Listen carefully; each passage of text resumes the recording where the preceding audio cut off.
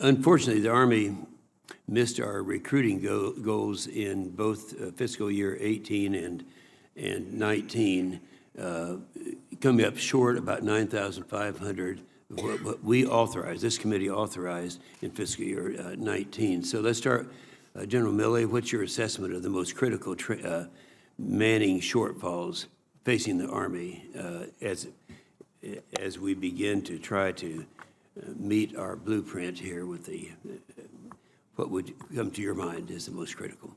We did miss the shortfall. I would add that we did recruit and assess 70,000 soldiers into the United States Army, which was a 10-year high, which in combination is more soldiers than are in the British and Canadian armies combined. So that's significant, I think. In terms of the shortages going forward, what we're asking for this budget is modest growth of an increase of 2,000, which I think Senator Reid mentioned in his opening statement.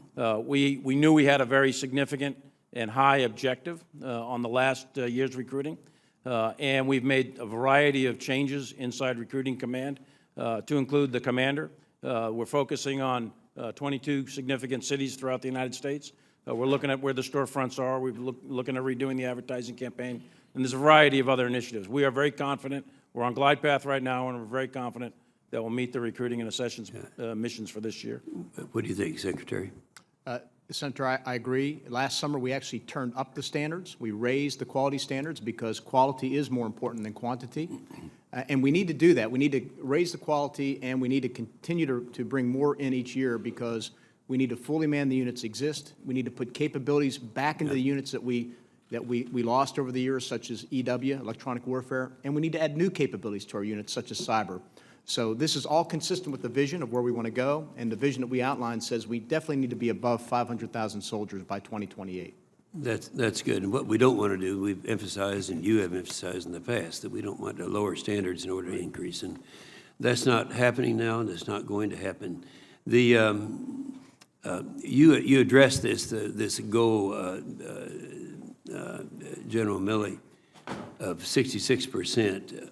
And it's probably, you don't want to get into any detail on that, but would you repeat what you said in your opening statement? I think you said in year 2022, what's going to happen?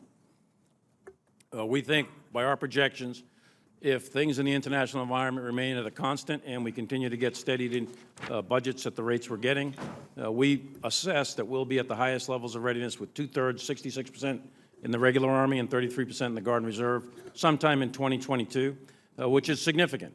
When I became the Chief of Staff 3.5 years ago, we had 3 brigades at the highest level of readiness. Today, we have, roughly speaking, as of December's reports, you're looking at about 28. So that's a significant increase. But we have yet to achieve that 66%. We are essentially right now somewhere around the high water marks of pre-9/11. But we need, if we're serious about Russia, China, and what's in the NDS with North Korea, Iran, and the violent extremists and terrorist organizations, our assessment is of those 58 brigades, 66% in the Guard, or 66% in the regular Army, 33% in the Guard and Reserve. And we'll achieve that in 22. Yeah, before I run out of time, I do want to get a comment from each one of you on the budget. You know, we went through a period of starvation the last 5 years of between 2010 and 2015. Of actually reducing in constant dollars the amount of money that came into our military, and we are now paying for that. Even with the budget increases that we saw in 18, 19, what we're proposing for 20, it still doesn't put us where we need to be. When you go back to this book, you're talking about an increase for that 5-year period of somewhere between 3% and 5% above inflation, and even the 750 doesn't reach that. It'd have to be somewhere around 757, I think it would be. So I'd like to have each one of you comment as to where we are, and do you think it's a figure that's going to be adequate to take care of the needs that we have in our assessment? Mr. Chairman, you summed it up well. I mean, the needs will always exceed the means, but we think if Congress passes this budget, we will continue on a good trajectory with regard to restoring readiness and modernizing the Army. That's really the key thing right now. Yeah.